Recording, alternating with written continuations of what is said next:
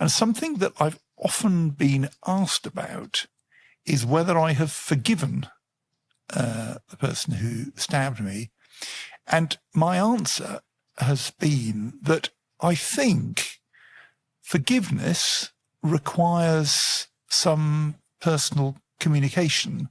I don't think I can sort of stand and announce to the world I have forgiven my assailant without some communication with her.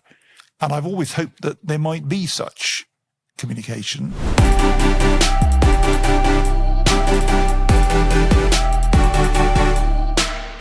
I'm Leah, the founder of Broadstairs Consulting. We're a board advisory and mediation practice helping people thrive and flourish in crisis situations. Believing crisis isn't an if, it's a when. We want to help people disagree well and move forwards in challenging times. While we are unafraid of crisis, it's rare for one to be resolved in a single day. However long the day or night that gave rise to the crisis in the first place, there's always something we can learn. That's the genesis of the longest day. Our guests have overcome a litany of crises. Many have worked with us in some capacity in the past. All of them have stories worth hearing. We trust them to make this worth your while. We hope it helps you trust us. This week's podcast guest hardly needs an introduction. The Right Honourable Sir Vince Cable was Secretary of State for Business Innovation and Skills and President of the Board of Trade from 2010 to 2015. He was the Member of Parliament for Twickenham between 1997 and 2015, Deputy Leader of the Lib Dems 2007 to 2010, and Shadow Chancellor from 2003 to 2010. He was the leader of the Liberal Democrats from 2017 to 2019. Vince Cable read natural sciences and economics at Cambridge University, where he was president of the union, followed by undertaking a PhD at Glasgow University. Vince is currently a visiting professor at various universities, an author of several books, non-executive director of various companies, and was recently made Freeman of the City of London. Well, Sir Vince, thank you for being willing to join us on the longest day. Perhaps you might like to tell our listeners about your longest day. Well, there are quite a few candidates, but I think the one I would pick out was the day in 2015 in May when I lost my seat in Parliament before I retrieved it a couple of years later. And I'd been in the cabinet for 5 years. I'd been the local MP for almost 20 years, very settled with a big majority. And then, more or less overnight, that position was wiped out and I was defeated and I was out in my 70s, having been rejected by the local population. So it was a pretty grim situation. And how did you get through that situation? I mean, obviously, it's not something that could be resolved overnight. So what did you do in that situation? Well, I think it was partly that some of the people around me made it easier for me because I knew that there were people who cared, and I had a very tough but effective election agent, now in the House of Lords, who's a sort of lifelong friend who cushioned the whole thing. I had my 3 grown-up children around me and my wife. So I had that kind of cushioning, personal. My opponent in Twickenham, Tanya Mathias, was very gracious. I don't think she'd expected to win and was very kind to me and publicly generous. So all of those things made it a little less traumatic than it could have been. But I think the key turning point was having not slept all night. I went back to my wife's little farm in the New Forest and we went out in the sun on, it was a May morning, and sat down and, thought about life and realized there were a lot of, positive things that we both wanted to do. And suddenly, the world looked a lot better. We had a plan for the future. We had something to build on. The world didn't look quite so awful. And the fact that so many of my colleagues had gone down with me meant there was a kind of certain amount of solidarity in defeat. So all of those things made it easier. And so I think by the lunch of the day after the election, I'd sort of turned a corner. What was it that you learned about yourself after reflecting on going through that election process? Well, I think the first is that I'd been rather complacent and perhaps a bit conceited. I'd sort of imagined that I was very secure here and everybody loved me, and then realised that actually, when it came to the crunch, they were voting for the next government, not for me, and I couldn't rely on it. So I deceived myself as to the strength of my own position. So it was a humbling in that sense.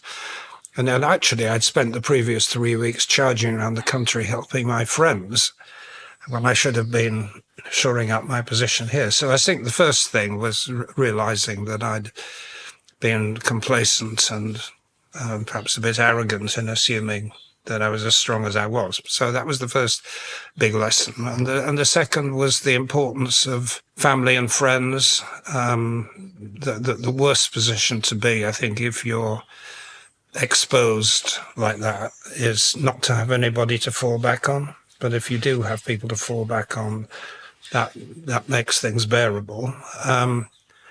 And I think the third thing is which we realised when we were thinking about the future, is having a positive, optimistic view about life. There are things you want to do. They could be public-spirited, they could be selfish, they could just enjoying life. But, there are lots of good things in the world, and it doesn't require a great deal of imagination to have a forward plan that's good. Politics is inherently mission-driven, and one's desire to get elected is usually accompanied by a desire to impact society or bring about change. What do you think the impact of failing to get elected was on your later leadership when you were subsequently re-elected? Well, I would question how much of politics is mission-driven. A lot of it's, of course, ego-driven by the people involved. No,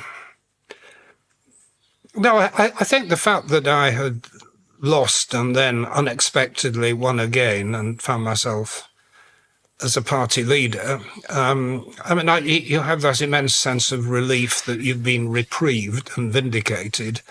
And so you're then quite much more relaxed and confident about the next step in life, which may well be very difficult. But having gone through that experience and emerged from it makes you a lot stronger than you were before. Are you feeling stuck?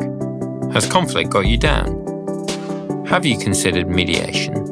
Mediation is a confidential and flexible way to resolve conflicts. 86% of all mediations end in a solution, saving time, money, and stress for all involved. Thanet Mediation Centre, a Broadstairs consulting initiative, offers mediation services to individuals and organisations in Thanet, Kent, and further afield. For more information or advice, email us at info@broadstairsconsulting.com. We are here to help you move forwards.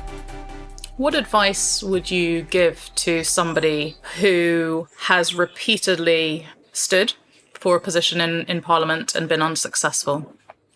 Well, in my case, I got in at the fifth attempt 30 years after I first tried, so I think I'm an extreme illustration of the progression you described. I think in general, I would recommend patience and persistence and not giving up, but I wouldn't want... there are far too many people in politics and public life generally who have kind of wrecked their families or messed themselves up personally by not accepting reality. So I think you have to, first of all, start by recognize that politics, or maybe another public role, is important but not transcendent. There are other things that are more important, and having your nearest and dearest around you, your family or friends, they're the people who really matter. So you've got to get that sorted, be clear about that first. But if you have, then, keep trying, providing it's realistic. I mean, I think there is a point in all careers where you have to be hard-headed and take the view, well, look, this isn't going anywhere. Mm-hmm. I've got to try something else. And having the realism and courage to do that. In addition to having the right people around you, how have you cultivated that patience? Well, again, I think it's been helped by, in case my first wife, who, was always willing to keep me going, because it's so easy to say, okay, this is just too much trouble, I'll go off and do something else. So you do need that kind of reinforcement of what you're trying to do. I don't think it's something you can think through, actually. I think in my case, I was particularly ambitious or particularly determined, a sort of character trait that I've cultivated and developed. So I don't think it's something you can wish, but just to recognise that there are certain things, certain areas of life, and politics is one, maybe the arts is another, where things don't come easily, and you can easily miss out, and you've just got to wait your time.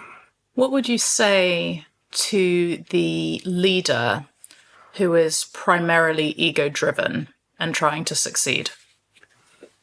Well, I think they're going to come to grief at some point. I mean, unless they've got some anchoring in what it is they're trying to achieve, they're ultimately going to fail. Because even though, all of us are ego-driven to some extent. I mean, it's politics. It's performative. You get a kick out of speaking to an audience, chairing a committee, or whatever it happens to be. You're number one in the room. We all have that drug somewhere that's keeping us going. But if that's all there is, then you're completely ruthless.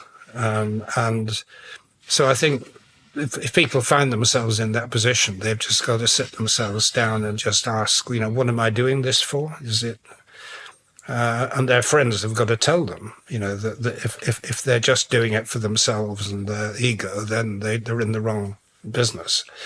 And of course you have the pathological extremes like Trump, who exactly what happens if you get an ego-driven personality emerging on top. And we're not at Johnson's probably another, very narcissistic, no obvious belief system.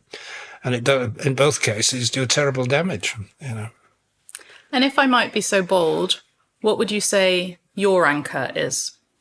Well, again, it sounds a bit sentimental, but I've been fortunate in having two lovely women, one my late wife and my new wife, and I've been, for a lot of people make bad choices. I made good choices. I was lucky.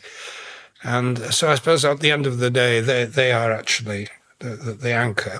My children too, but perhaps in a more distant way. So, final question from me.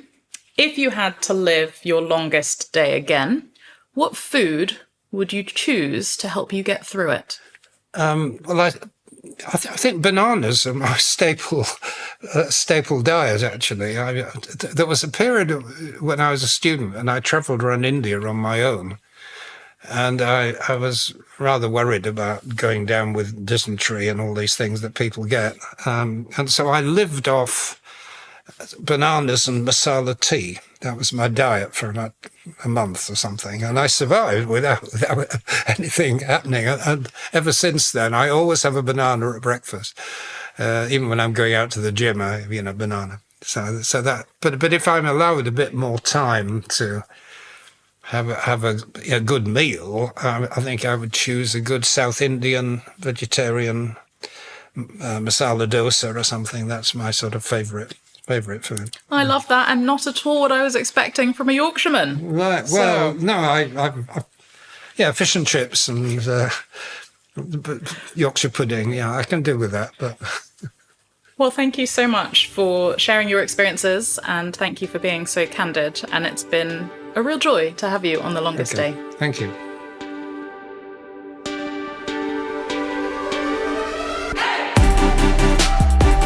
You've been listening to a Broadstairs Consulting Limited podcast.